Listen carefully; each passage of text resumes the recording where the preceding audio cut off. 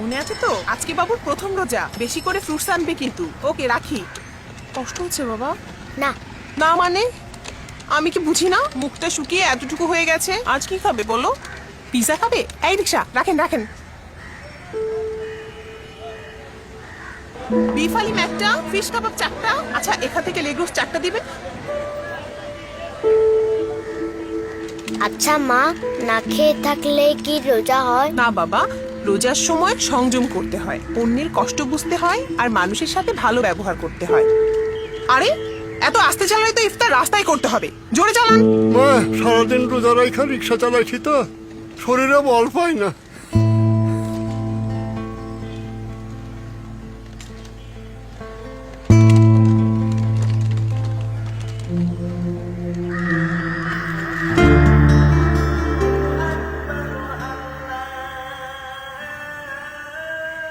Uncle, আম্মু আপনাকে এগুলো দিতে বলেছে।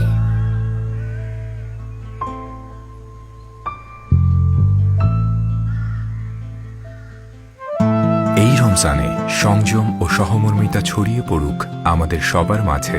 নর ও পিওরিট সুবিধাবঞ্চিত মানুষের জন্য ঢাকার বিভিন্ন পয়েন্টে করেছে ইফতার ও বিশুদ্ধ পানির ব্যবস্থা। চাইলে আপনিও আমাদের মাধ্যমে ইফতার শেয়ার করতে পারেন সুবিধাবঞ্চিতদের সাথে।